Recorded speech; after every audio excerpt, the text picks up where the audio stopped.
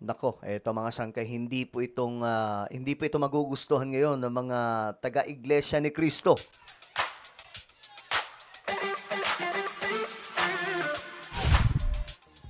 Hello guys, what's up? This is me. I'm back for another vlog today.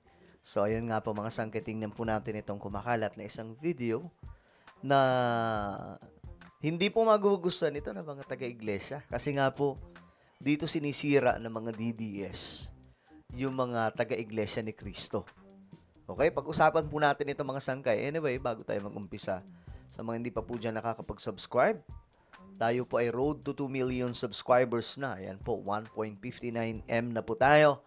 Kaya naman kung gusto nyong mapabilang sa dumaraming mga solid sangkay at lagi makakapanood ng mga totoong kaganapan sa Pilipinas, kasama na rin po yung mga opinion po natin, makikita nyo po yung subscribe button sa baba ng video na to. I-click nyo lamang po yung subscribe, i-click ang bell at i-click nyo po yung all.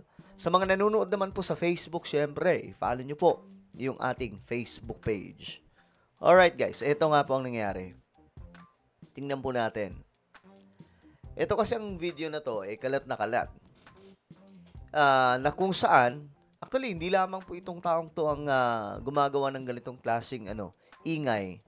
Na tila baga ang nangyayari, mga iglesia pa po ang dito, mga sangkay. Kumbaga, nasisira. Ito, pakinggan po natin.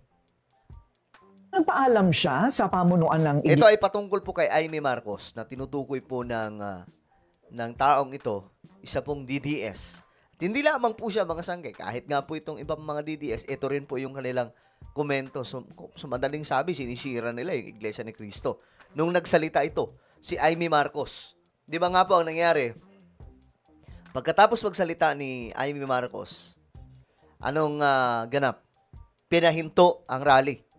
Hindi na po natuloy. Wala na pong sumunod na magsasalita. Talagang nagkaroon po ng total blackout. Kasi ang pagkakaalam po natin, itong si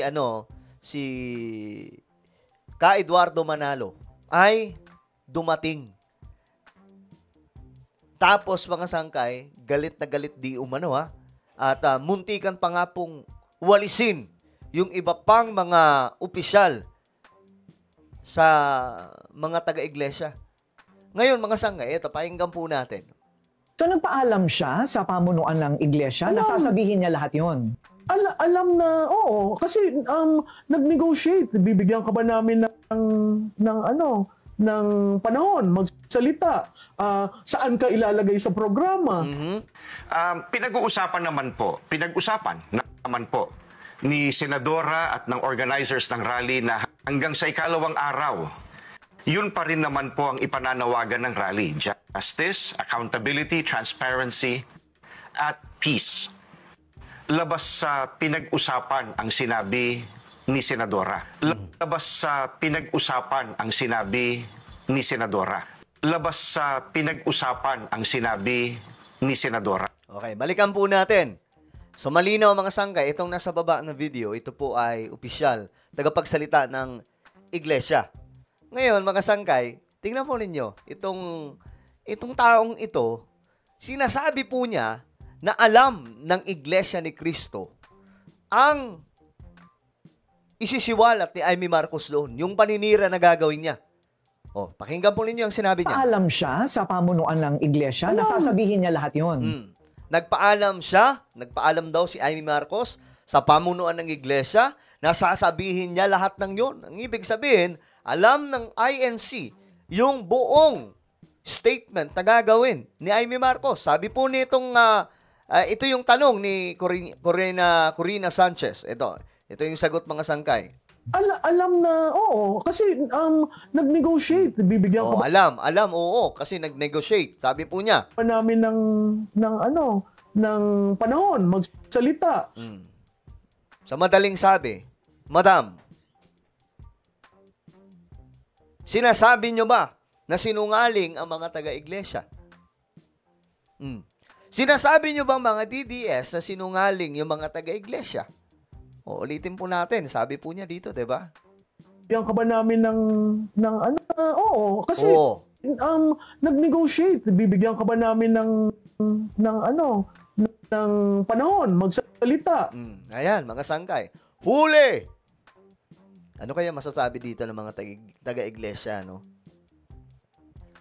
Alam na alam daw. Alam daw.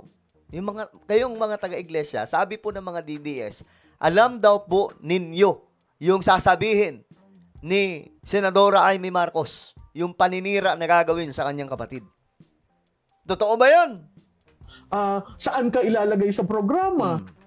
Ayun, ito yung sagot. Totoo ba yun? Sinasabi nito mga DDS, mga sangkay. Pinag-uusapan naman po. Pinag-usapan na Totoong pinag-usapan. Nag-usap sila about sa, Ito, pakinggan mo ninyo. naman po ni Senadora at ng organizers ng rally na hanggang sa ikalawang araw, yun pa rin naman po ang ipananawagan ng rally. Yun pa rin ang ipananawagan. Kumbaga nag-usap yung iglesia. Pero yung kanilang sinabi ay ito. Justice, accountability, transparency, at peace. At peace. Yun ang pinag-usapan. Labas po doon yung paninira laban kay PBBM. Ngayon, paano yan? E di sinungaling ito mga DDS na to. Kita nyo yan? Kita nyo mga taga-iglesia? Mga kapatid natin, mga kababayan natin from Iglesia ni Cristo.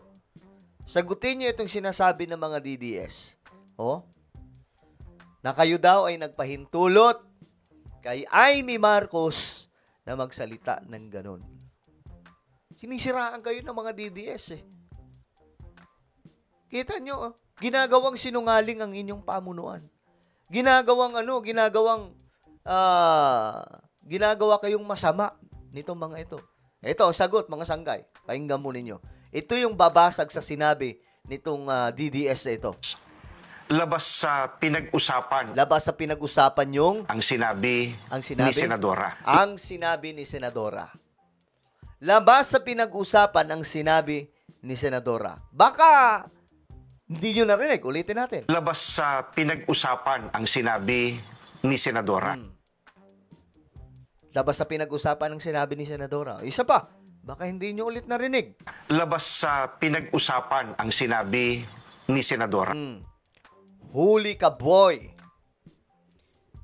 Huli ang mga DDS na nagsisinungaling at ginagawang sinungaling at masama ang iglesia. Yari sila ngayon. Ang pagkakalam nga po natin dumating daw po doon si Manalo, Manalo, sabi po doon nagalit daw po nung narinig nga po mga sangkay yung sinabi ni Amy Marcos. Ang masama pa doon, kinamayan pa raw di umano. Actually, may video po noon, mga sangkay, diba? After po umexit ni Amy Marcos, ganun-ganun pa po siya, niyaka pa po siya ni Marcoleta. Niyaka pa po, no? Tapos nakipagtawanan pa. Tapos kinamayan siya ng mga opisyal ng iglesia. Hindi po nagustuhan ng pamunuan ng iglesia yun. At umabot pa daw po sa punto na may mga ititiwalag ng mga matataas na opisyal. Kita nyo yan, mga sangkay?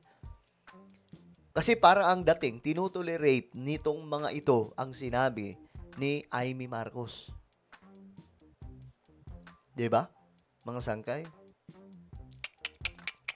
My goodness. Well, ano po ang inyong opinion? I-share nyo po ito, mga sangkay, para malaman po ng mga taga-iglesia.